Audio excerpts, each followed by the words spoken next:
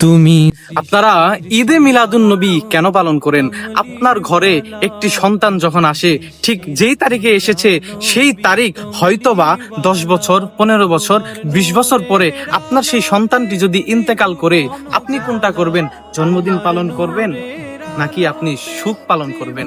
অবশ্যই আপনি বাবা হিসেবে, ভাই হিসেবে, বোন হিসেবে, আপনি মা হিসেবে আপনি অবশ্যই জন্মদিন পালন করবেন না, আপনি অবশ্যই সুখ পালন করবেন। তাহলে আপনারা এত বড় আশেকে রাসূল হয়ে গিয়েছেন।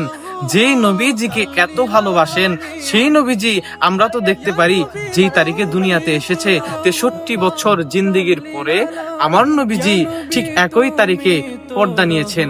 তাহলে আপনি কেমন আশিকি রাসূল হয়েছেন? আপনারা ইন্তেকাল বার্ষিকী পালন না করে, সুখ পালন না করে আপনারা আনন্দ পালন করেন, ঈদে মিলাদুন নবী, নবীজির জন্মদিন পালন করেন। কারণ কি আপনারা কেমন আশিকি রাসূল হয়েছেন? ঠিক এমন ভাবে আমার সমাজে, আপনাদের সমাজে এরকম ভাবে আমাদেরকে মানুষেরা যুক্তি দাঁড় করিয়ে অনেক কথাই বলে, কিন্তু আপনি শুনেন, আমাদের ইসলাম যুক্তি দিয়ে চলে না, ইসলাম চলে কুরআন এবং হাদিস থেকে।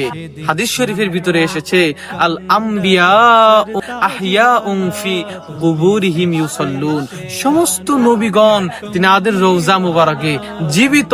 শুধু তাই নয়, তারা তাদের রওজাতুল মুনাওয়ারাতে সালাত আদায় করে। সুবহানাল্লাহ। কোন আশিকে রাসূল আমার নবীর ইন্তেকাল বার্ষিকী পালন করতে পারে না। কারণ কি জানেন? কারণ হলো আমার নবীজি ইন্তেকাল করেছে, আমার নবীজি পর্দা নিয়েছে।